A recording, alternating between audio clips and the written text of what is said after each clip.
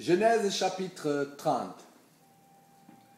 Lorsque Rachel vit qu'elle ne donnait point d'enfant à Jacob, elle porta envie à sa sœur et elle dit à Jacob, « Donne-moi des enfants ou je meurs. » La colère de Jacob s'enflamma contre Rachel et il dit, « Suis-je à la place de Dieu qui t'empêche d'être féconde ?» Elle dit, « Voici ma servante Bila, va vers elle, qu'elle enfante sur mes genoux et que par elle j'ai aussi des fils. » Et elle lui donna pour femme Bila, sa servante, et Jacob alla vers elle. Bila devint enceinte et enfanta un fils à Jacob. Rachel dit, « Dieu m'a rendu justice. Il a entendu ma voix et il m'a donné un fils. » C'est pourquoi elle appela du nom de Dan.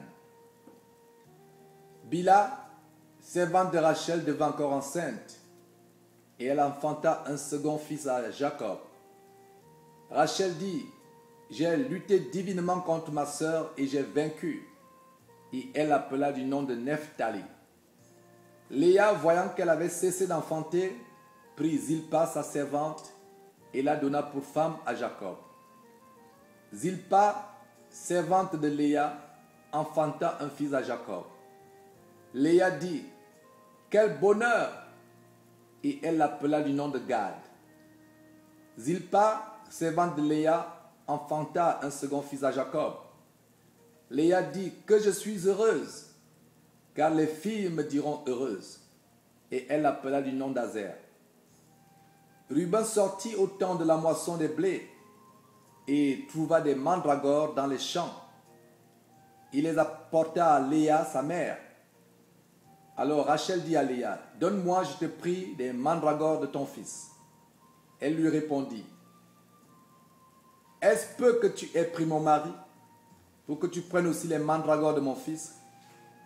Et Rachel dit, « Eh bien, il couchera avec toi cette nuit pour les mandragores de ton fils. » Le soir, comme Jacob revenait des champs, Léa sortit à sa rencontre et dit, « C'est vers moi que tu viendras, car je t'ai acheté pour les mandragores de mon fils. » Et il coucha avec elle cette nuit. Dieu exauça Léa qui devint enceinte et enfanta un cinquième fils à Jacob.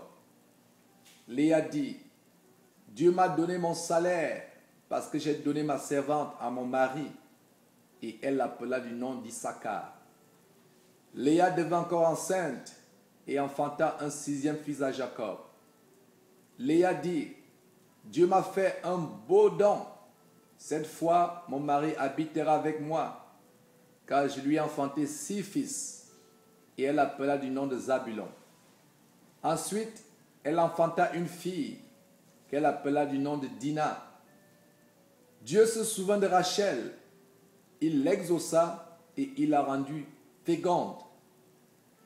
Elle devint enceinte et enfanta un fils et elle dit, « Dieu a enlevé mon opprobre. » Et elle lui donna le nom de Joseph en disant, « Que l'Éternel m'ajoute un autre fils. » Lorsque Rachel eut enfanté Joseph, Jacob dit à Laban, « Laisse-moi partir pour que je m'en aille chez moi dans mon pays.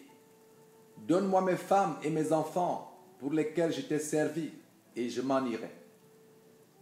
Car tu sais quel service j'ai fait pour toi. » Laban lui dit, « Puissais-je trouver grâce à tes yeux? Je vois bien que l'Éternel m'a béni à cause de toi. Fixe-moi ton salaire, et je te le donnerai. » Jacob lui dit, « Tu sais comment je t'ai servi, et ce qu'est devenu ton troupeau avec moi.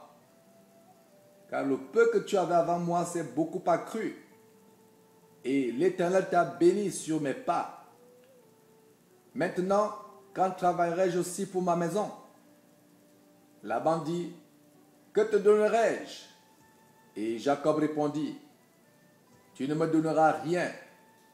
Si tu consens à ce que je vais te dire, je ferai paître encore ton troupeau et je le garderai. Je parcourrai aujourd'hui tout ton troupeau Mais à part parmi les brebis, tout agneau tacheté et marqueté de tout agneau d'or. Et parmi les chèvres, tout ce qui est marqueté et tacheté. Ce sera mon salaire.